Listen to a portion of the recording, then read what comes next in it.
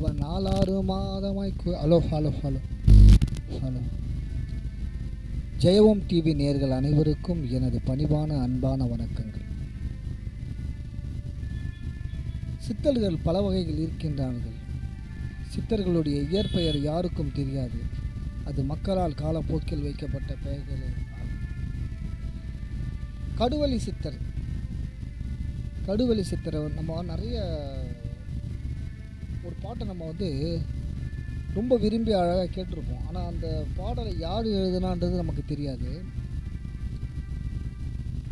அந்த நந்தவனத்தில் ஒரு ஆண்டி அவன் 4-6 மாதமாய் குயவனை வேண்டி கொண்டு வந்தான் ஒரு தோண்டி மெத்த கூத்தாடி போட்டுடை தாண்டி நந்தவனத்தில் ஒரு ஆண்டி.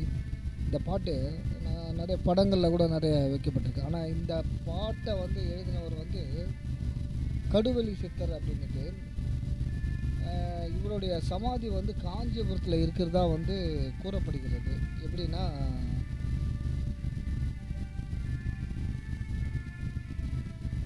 ஒரு செவிவழி கேள்வி. ஏன்னா போகர் ஜனனம் சாகரம் என்ற நூலில் அவர் போகர் எழுதியிருக்காரு. இவருடைய சமாதி காஞ்சிபுரத்தில் வீட்டிற்கு பாடல்கள் 34 குறிப்பிடப்பட்டிருக்கு.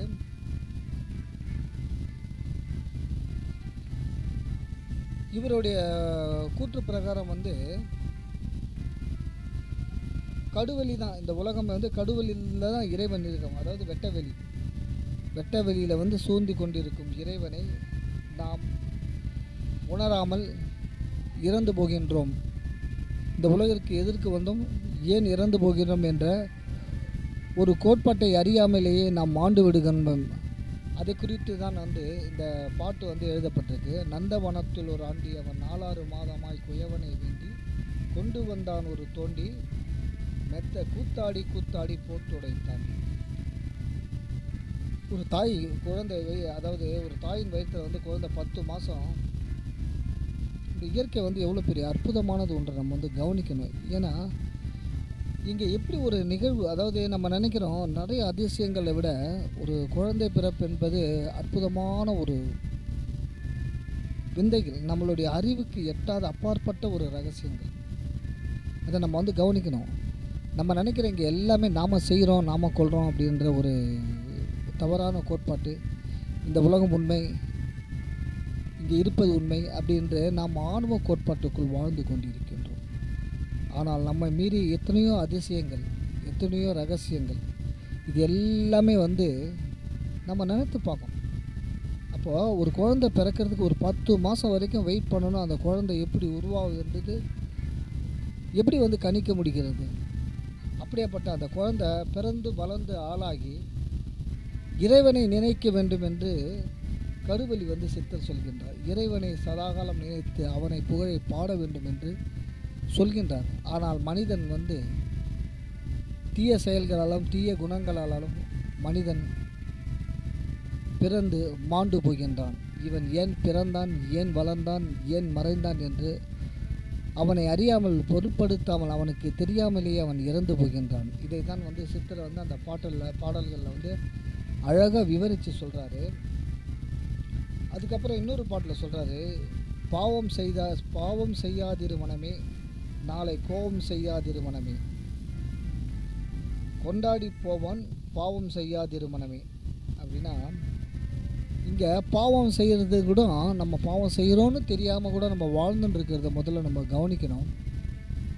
இங்கே எப்படின்னா நமக்கு சரின்னு படுறது மற்றவனுக்கு தவறுன்னு படலாம்.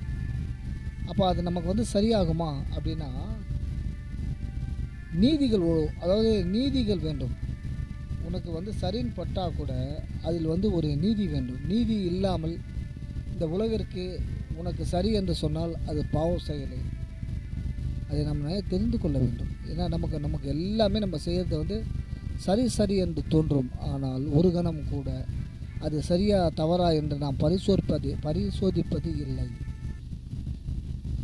திரும்ப ஒரு பாட்டில் சொல்கிறாரு, நீர்மேல் குமிழி காயம் இது நில்லாது போய்விடும் நீ அறியாம், பார்மிதின் மெத்தவும் நோய் நேயம் சற்று பற்றாத இருந்திட பண்ணும் உபாயம்.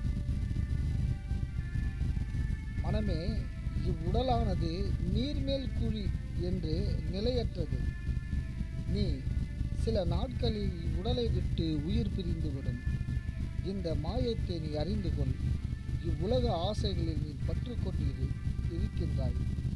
தியானம் செய்வது நல்லதோர் வழியாகும் என்பது மேற்காணும் பாடலில் கருத்தாகும். இப்போ கடுவெளி சக்தி என்னென்னா, எத்தனையோ நிறைய பாடல்கள் வந்து பாடினதில் நந்தவனத்தில் ஒரு ஆண்டி அந்த பாட்டு வந்து உண்மையாலுமே ஒரு வியக்கத்தக்கான ஒரு பாடல்கள் தான். பொதுவாக எல்லா சித்தர்கள், ஞானிகள், முனிவர்கள் எல்லாருமே கண்டு வியக்கத்தக்கது என்னென்னா, இறைவன் வந்து வெட்ட வெளியாக இருக்கின்றான், வெட்ட வெளிதனில் வீற்றிருக்கின்றான்.